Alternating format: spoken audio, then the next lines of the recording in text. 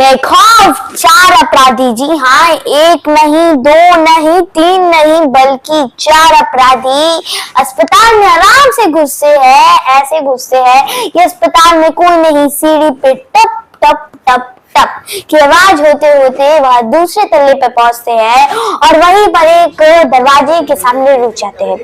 उसके बाद वह जो पहला अपराधी था वह पिस्टल निकालता है, फिर दूसरा, फिर तीसरा, फिर चौथा कर चारों निकाल देते हैं। उसके बाद वह एक एक कर अंदर घुसने लगते हैं। पहले एक, फिर दूसरा, फिर तीसरा, फिर चौथा करके निकल अंदर चले जाते हैं। उसके बाद जो उस रूम में मरीज होता है उसके छाती पर एकदम छन्नी कर देते हैं। करीब 20 राउंड फायरिंग की थी उन लोगों ने।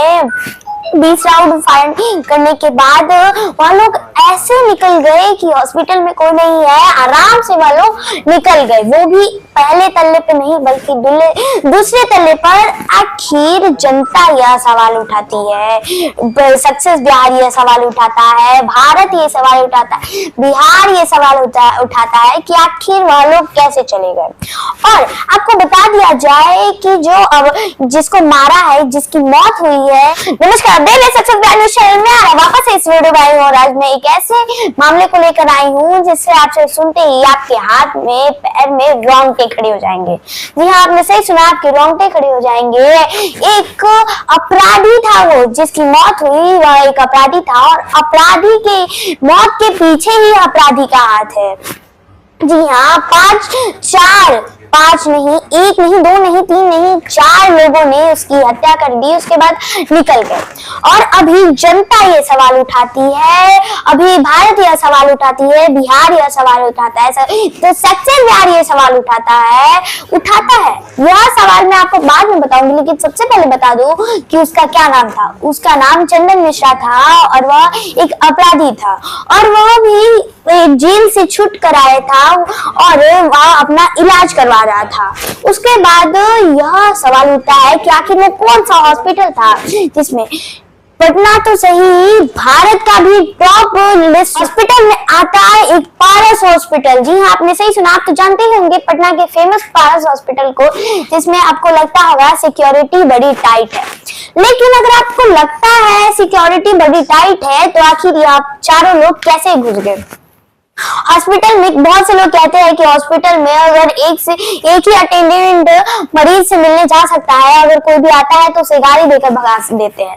आखिर कैसे वह 4 लोग घुस गए, यह सवाल उठता है। आखिर जो सीसीटीवी कैमरा को ऑपरेट कर रहा था वो क्या कर रहा था?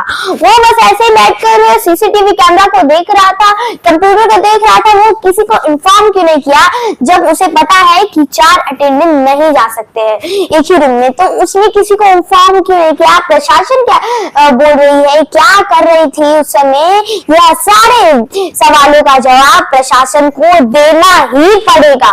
और यह भी सवाल उठता है कि आखिर वो सिक्योरिटी कहाँ थी, इतनी टाइट क्यों नहीं थी सिक्योरिटी?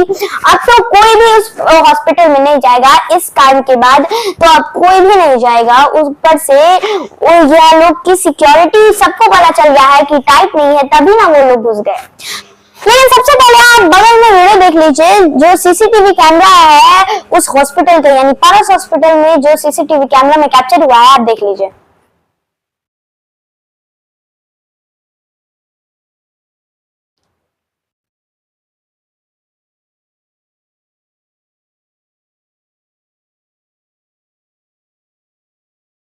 तो आपने देख लिया कि किस तरह अपराधी घुसे, किस तरह उन लोगों ने पिस्टल निकाली और किस तरह एक कर अंदर घुस गए। लेकिन यहाँ सबसे बड़ा सवाल है, इसका जवाब प्रशासन को देना ही पड़ेगा।